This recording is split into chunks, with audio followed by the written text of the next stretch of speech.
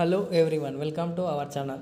ఈరోజు మనం ఇండియన్ పార్టీలో భాగంగా రాజ్యాంగబద్ధ సంస్థలు, వాటి యొక్క చైర్మన్లు, వాటి గురించి చూద్దాం. కంపల్సరీ కానిస్టేబుల్ ఎగ్జామ్లో 1 మార్క్ వస్తుంది కాబట్టి టాపిక్ని చూసుకోగలరు.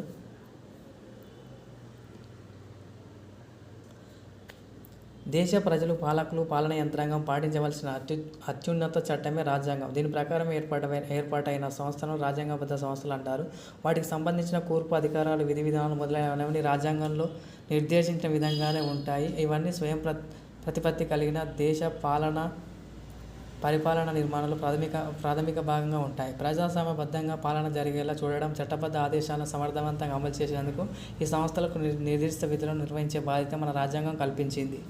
అంటే దేశ ప్రజలు, పాలకులు అంటే యంత్రాంగం పాటించవలసిన అన్నీ అనే రాజ్యాంగాలు ఉంటాయి. వాటి కొరకు ఏర్పాటు చేసేవాడే ఈ రాజ్యాంగబద్ధ సంస్థలు.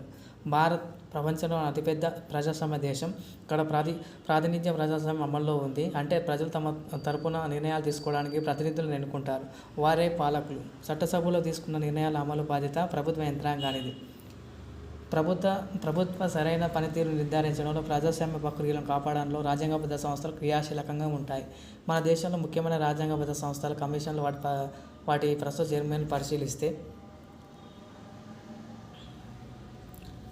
ఫస్ట్ భారత ఎన్నికల సంఘం, దాని chairman Gyanesh Kumar. Union public service commission UPSC Ajay Kumar. Comptroller and auditor general CAG K Sanjay మూర్తి.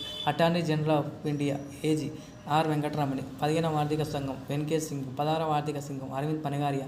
జాతీయ షెడ్యూల్ కులాల కమిషన్ కిషోర్ మక్వానా. జాతీయ షెడ్యూల్ తెగల కమిషన్ అనంతర్ సింగ్ ఆర్య. జాతీయ వెనుకబడిన తరగతి commission Hansraj Gangaram Ahir. Compulsory constable ఎగ్జామ్లో 1 మార్క్ వస్తుంది కాబట్టి ఈ టాపిక్ని చూసుకోగలరు. అట్నే డైలీ మా ఛానల్లో వీడియోస్ అప్లోడ్ చేయబడతాయి కాబట్టి మా ఛానల్ సబ్స్క్రైబ్ చేసుకోండి. Okay, thank you.